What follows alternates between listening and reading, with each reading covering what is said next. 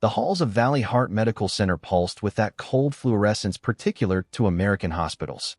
It was 6:45 a.m. and Grant Langston, age 37, multimillionaire, tech investor, and media-shy founder of True North Capital, was already awake, too awake. Not because of the morphine drip, because of the nurse. She'd come in quietly sometime before dawn. Short, light brown hair tucked behind her ears, a neutral expression. But there was something in her voice when she checked his vitals. She hadn't smiled, not even when he joked about being a VIP patient. Instead, she'd said this calmly. "Mr. Langston, don't go to your meeting today." Grant blinked. What? She didn't repeat it. Instead, she adjusted his looked him square in the eye, and said, "People who think they have everything to lose often do." Then she walked out. No name tag. No explanation. He thought maybe the meds were making him hallucinate, or maybe it was some kind of strange hospital psychology test. But he couldn't forget it. The day before, Grant had collapsed in his penthouse suite at the Waldron, a high-rise on the Strip with a $25,000 a night view. Chest pain. Shortness of breath. He'd been alone, as usual, and the driver had taken too long to reach him. The hospital admitted him for overnight monitoring. The diagnosis was benign, dehydration, mild arrhythmia. Nothing serious. He was due to be released by noon. And by 2 p.m. he had a meeting scheduled that could change the course of his empire. A private equity firm from Dubai was offering $180 million for his majority stake in True North. Grant had planned to walk into the meeting at a downtown Vegas hotel, shake hands, and walk away a free man. That was before the nurse said what she said. By 9 a.m., he was dressed again, sharp gray suit, no tie. His assistant, Michaela, arrived with the usual espresso, briefcase, blood pressure monitor. "You look tense," she said as they walked to the elevator. He didn't answer. When the doors closed, he turned to her and asked, "Did anyone come into my room this morning? Around 5?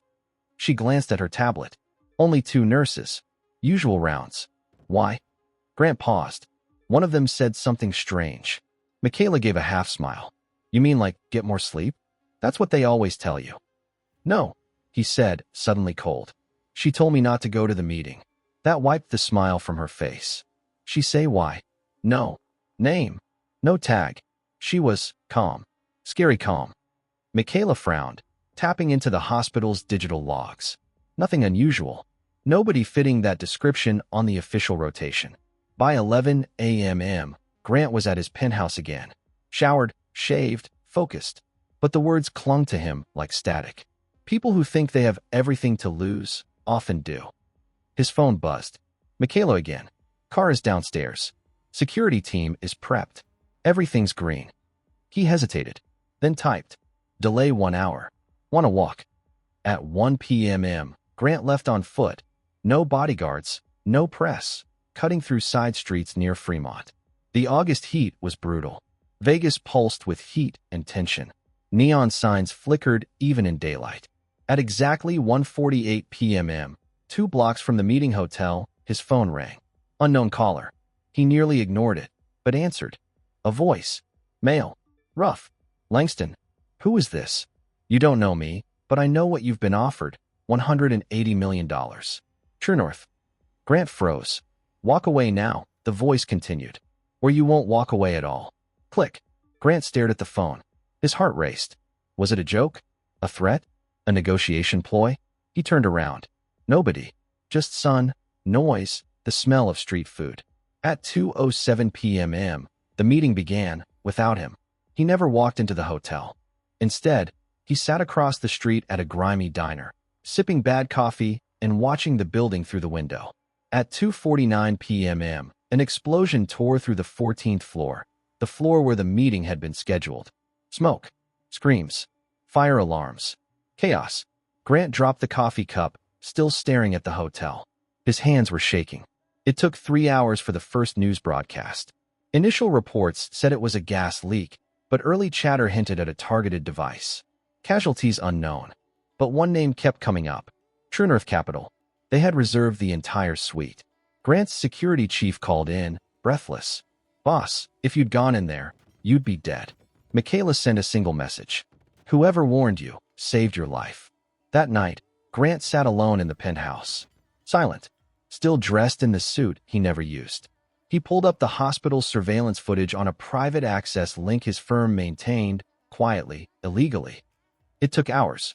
At 4:57 a.m., a woman entered his room. Short brown hair. No name tag.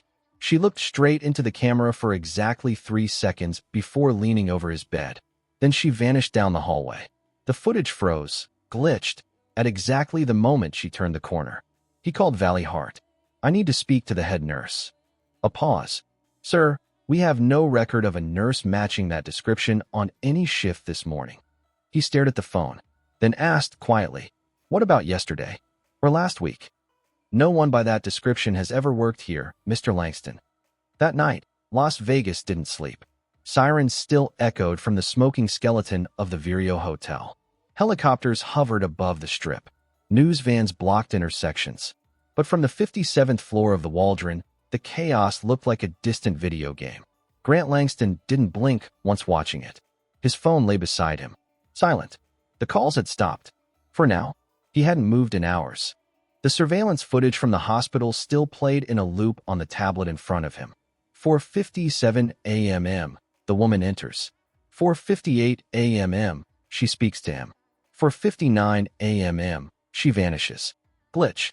It didn't make sense. The security system was high-end. He paid for it. His team built parts of it. It wasn't just the glitch. It was the way she looked at the camera. She knew it was recording. She wanted to be seen, or rather, remembered. At 8:17 p.m., Grant's secure line lit up. Caller, Adrian Moss. Grant blinked. Adrian hadn't contacted him in over a year. They were once co-founders. Friends. Now, strangers with competing bank accounts. He answered. "I saw what happened," Adrian said, skipping any greeting. "Yeah, me too." A pause. Then, "You were the target, Grant." Silence. "Not True North. Not the deal. You." Grant swallowed. "How do you know?" Adrian sighed. "Because they reached out to me last week." "Who?" "I don't know exactly. But they said you've been moving too much money, too quietly. That you knew something. And that your little retirement deal was a problem." Grant stood up, heart hammering. "What the hell are you talking about? You think you built True North alone? Think again. There were investors. Black suit money. The kind you don't name." Grant froze. He had suspected for years that some of the venture funding came from dirty hands. The paperwork was clean. The numbers made sense. But something deeper always felt off. "They want your silence," Adrian said. "Permanently." Grant's mind flashed to the nurse again. Her voice. Her eyes. Then who the hell warned me? 2 days passed. Las Vegas moved on, as it always does. The casino floors reopened. The Strip recovered. Tourists barely noticed the blackened tower downtown. But behind the scenes, the FBI swarmed. DHS agents appeared. A gas leak stopped being the official story. Grant didn't give a single press interview. He didn't need to. Instead, he left town. He drove east, away from the neon jungle, into the desert. Just past Henderson, in a crumbling outpost of mobile homes and power lines, sat a rust-colored shack with bulletproof windows and a keypad entry. Grant entered a code only 3 people knew. Inside, silence. Technology. Safety. This was his off-grid vault. No internet, no GPS. A physical sanctuary of servers, files, and truth. He went straight to the black drawer labeled Origin, TN. Pulled a file marked G3 Investors, classified. It was a copy of an old document from 2013. A list of shell companies and silent backers behind True North's first funding rounds. 2 names stood out. Marin Global Holdings. Tyracore Defense Ltd. Neither existed on any public registry. But he remembered that Tyracore had once sent a representative, a British woman in her 40s, to a board meeting. She'd asked strange questions about biometric surveillance. He never saw her again. Now, looking closer, a marginal scribble on the corner of the paper caught his eye. LVMC Corridor 3A, 5th floor. LVMC, Las Vegas Medical Center. Not the hospital he stayed in, but the abandoned one. That night, he broke in. It was easier than expected. The old Las Vegas Medical Center had closed after a fire in 2019. The walls were still stained with soot. The main entrance was chained, but the side doors? Rotted open. He wore a black hoodie, gloves, flashlight. He wasn't sure why he was here, but the note. the nurse, the explosion. None of it would let him sleep unless he followed every lead. Corridor 3A was barely intact. The fifth floor had collapsed in parts. He moved quietly. Room numbers faded and scorched. Then, at the end of the corridor, a light. A single working LED, flickering from under a door labeled Archives, Staff Only. He reached for the handle. Unlocked. Inside, rows of filing cabinets, dusty as bones. And a desk, with a laptop, running. On screen, security footage. The hospital. His room. For angles. Time-stamped. 2 days ago. It was a live feed. Impossible. Someone was still watching him. Suddenly, behind him, footsteps. Grant spun, flashlight raised. The woman. The nurse. Same hair. Same calm eyes. But this time, she wore a different uniform. Black. Unmarked. She stepped into the light and said, "You're asking the wrong questions, Mr. Langston." He froze. "Who are you?" She tilted her head. "You keep thinking this is about your company. Your money. It isn't." He swallowed hard. "Then what?" She stepped closer. "It's about what you were going to sign. That deal? It wasn't just a buyout. It was permission." "Permission for what?" "For them to erase you." She gestured toward the screen. "They didn't want you dead. Not right away. They wanted you transferred. Legally erased. Financially neutralized. You have something they need. A ledger. A string of accounts traced to things that don't officially exist." Grant's eyes narrowed. "You work for them?" "No," she said. "I used to." She handed him a small drive. Unmarked. Warm to the touch. "What's this?" She looked him dead in the eye. "Proof." Then she vanished. No noise. No footsteps. When he rushed into the hallway, it was empty. Back at his vault, he inserted the drive into a cold computer. No internet. Just encryption. It unlocked a folder. Project Harrow. Dozens of files. Bank transfers. Offshore accounts. Defense contractor memos. Surveillance orders. Biometric testing on civilians. At the center of it all, a document dated March 2012. Subject: Initial investment into True North Capital. Objective: Surveillance infrastructure integration. Directive: Use Grant Langston as civilian front. Grant's blood turned to ice. He was never the founder. He was the face. The product. For 2 hours, Grant stared at the files. Project Harrow wasn't a startup initiative. It was an international surveillance operation designed to piggyback on private sector technologies. True North wasn't just a data company. It was a civilian lab, wrapped in Silicon Valley branding, funded by black-budget agencies that didn't officially exist. And he, Grant Langston, was their polished frontman, a billionaire by appearance. But underneath, a puppet, with invisible strings. The worst part? He'd signed it, 12 years ago, in a flashy hotel suite during a celebratory merger party. Someone had handed him a 1-inch thick packet of foreign investment waivers. He didn't read it. He was too drunk on ambition. On the press. Somewhere in that packet was a clause, one that tied him, permanently, to Project Harrow. He grabbed the white envelope the nurse had left beside the drive. It was made of thick paper, sealed with wax. Old-fashioned. Inside, a single page. Handwritten. "You were never meant to know. I was never meant to break protocol. But you've seen too much to unsee it now. The ledger is real. It's not just money. It's names, transactions, coordinates, evidence. And you hold the last master key. They don't want to kill you. They want to convert you. If you say yes, you'll disappear legally. Your assets reassigned. Your company sold in pieces. Your legacy rewritten. If you say no, they'll try again. Find Vincent. He knows what to do." Vincent. That name jolted Grant. Dr. Vincent DeLauro, a retired cybersecurity architect who once consulted for True North. A ghost in the tech world. He disappeared 5 years ago after publicly accusing major tech firms of embedding surveillance code into home devices. He was laughed off television. Paranoid, they said. Now, Grant wondered if Vincent had simply gotten too close to the truth. Grant didn't sleep that night. Instead, he drove northeast, out of Nevada, through the darkened edges of Utah.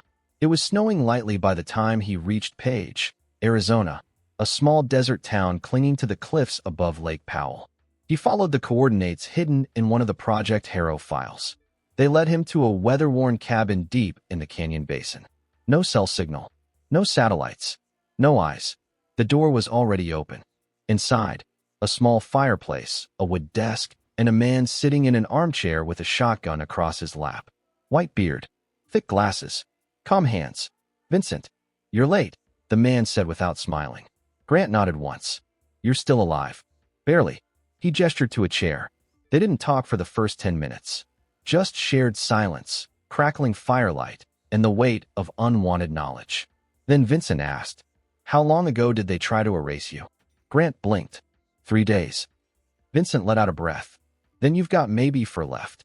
They talked all night. About Harrow. About the shell companies. About the quiet war being fought underneath Las Vegas, D.C., London, and Dubai. About the cleanup strategy being deployed, staged accidents, falsified wills, impersonation technology. Vincent explained what few people knew. There are 2 kinds of erasure. Physical, where you're dead, and systemic, where you're still alive, but someone else owns everything you are. Assets, voice prints, signatures, even memories if they need to. Grant rubbed his face. "So what do I do?" Vincent leaned forward. "You make it public. All of it. But not through the news. You leak it anonymously, globally, and you do it with a dead switch." Grant's eyes narrowed. "You mean if I die, the world finds out anyway? You become too dangerous to touch." Vincent handed him a drive. It was larger than the one from the nurse. Encrypted, coded with redundancies. "This is the ledger," Vincent said. "It contains everything. Harrow's full funding trail, real names of directors, ops sites, laundering arms, and blackmail videos." Grant nearly dropped it. "You kept this?" he asked. "No. I built it. I was the architect." The fire popped. Then Vincent stood up and looked Grant in the eye. "There's one thing you should know. They'll come for me too now. That's the cost." Grant's voice cracked. "I didn't want this." "Doesn't matter," Vincent said. "You've got it. Now you finish it." 2 hours later, Vincent was gone. So was the cabin. Grant watched from 2 miles away as a fire, too fast to be natural, consumed the structure in less than 5 minutes. No emergency services arrived. The road was closed for repairs by a county crew that didn't wear ID. He didn't cry, but a part of him, the last part that believed in safety, died in that canyon. He returned to Las Vegas the next night, but not to his penthouse. He went to the basement of Langston Tower, a property he had bought years ago through proxies. It had an independent power grid, analog locks, and no smart systems. There, he uploaded the ledger to 6 independent darknet mirrors, attached to automatic dead switches. He wrote a statement.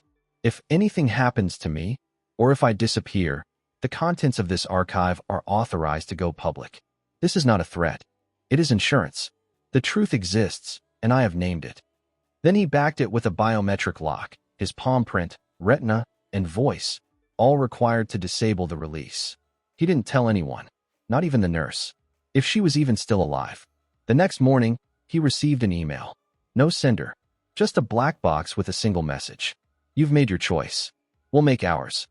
And attached, a video. It showed his own face, speaking in front of a podium, resigning from True North. "I have decided to retire indefinitely," the digital him said, smiling. "I will be traveling off-grid. I wish my team well." Fake voice, fake face, deep fake perfection. They were already erasing him.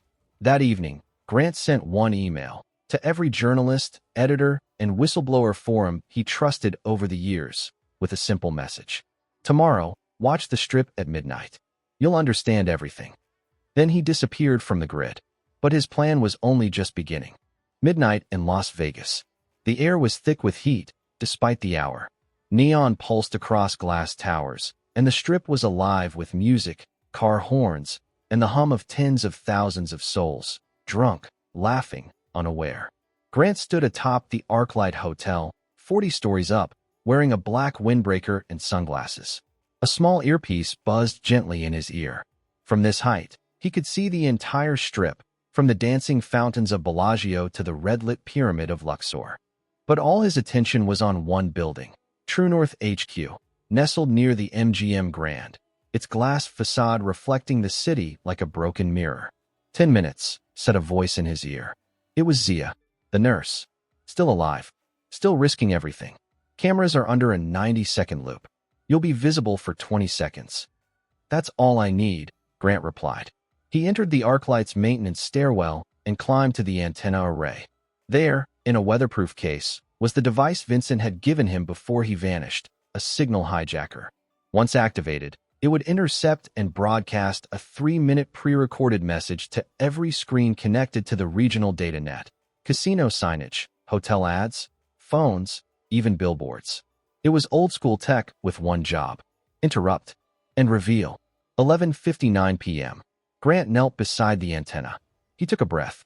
His hands didn't shake. Then he flipped the switch. Across Las Vegas, the strip glitched. Giant LED walls flickered white. Casino signage froze. Tourists looked up for margaritas and blackjack tables. Then, a face appeared.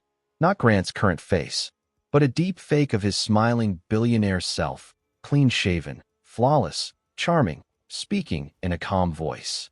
And then that face glitched, breaking into raw footage, surveillance video, financial spreadsheets, drone footage of empty desert buildings with black site activity. Project Hero was exposed, live, to 40,000 tourists, and millions online. Grant's voice came through next, calm but resolute. They built a system beneath your cities, beneath your freedoms, and they funded it with your money, your data, your silence. I was part of it, but not anymore. This is your proof. Use it. Don't let them disappear this. Or me. Then the screen glitched again. Countdown, 48 hours. All files will go public unless I am confirmed alive. And with that, the feed cut. The strip erupted. Phones everywhere started buzzing. Tourists screamed. Casino bosses scrambled. Executives called their lawyers. The local FBI office lit up with calls from D.C. Grant Langston had become the most dangerous man in America, and the world was watching. He escaped using a decoy bike, weaving into the chaos. By the time authorities stormed ArcLight's roof, he was halfway to Boulder City, hidden in a modified Tesla with plates registered to a dead man. In his pocket, the dead switch blinked green. Alive, so the file stayed hidden. For now. But one question remained. How long could he run? The desert outside Las Vegas is quiet at dawn. Grant drove with no headlights, following a trail only Vincent could have left. An old transmitter beacon embedded into a weather balloon had gone active that morning. The signal, analog, shortwave, untraceable, pulsed coordinates in Morse code. It led him to an old military relay tower, decommissioned in the 90s, tucked behind a quarry. Inside, it was gutted, except for a desk. And on that desk, a hard drive. He plugged it into his off-grid laptop. It contained one thing. Final instructions. A letter from Vincent. Langston, if you're reading this, I'm gone. They either got me, or I let them. But here's what matters. You have 48 hours until they cut the net. They'll roll out a blackout protocol, blame it on foreign interference, and sweep this whole thing under national defense. Your only chance now is Sierra Point. It's the original server farm Hero was tested on. It's buried under Red Rock Canyon, and it still connects to the old backbones that their new systems can't reach. Upload there, and make sure someone sees it. After that, disappear, or die, but don't wait. V. Grant made it to Red Rock before noon. He climbed through slot canyons, crawled behind scrub brush, and descended a cracked ventilation shaft. At the bottom, a vault door. Rusty, real, and it opened. Inside was Sierra Point, humming, low-powered, and forgotten by the agencies that replaced it. He connected his drive, entered the sequence. Upload began. 6%, 18%, 42%. That's when he heard the boots. 3 figures. Black gear. No insignia. Grant yanked the laptop free and ran into the ventilation tunnel. Shots fired. Sparks. He was grazed, but not stopped. He emerged out the back of the canyon, bleeding, breathless, and alone. But the signal had already fired. Every news server on Earth now had a compressed copy of the Hero Ledger. And Grant's final video. This was never about me. It was about what they built under our noses. This is your world. Do something about it. He didn't go home. He didn't exist anymore. The world would think him dead. Some would call him a villain. Others a ghost. But across 1,000 feeds, 1,000,000 screens, and the deepest parts of the net, the truth lived. And that was enough.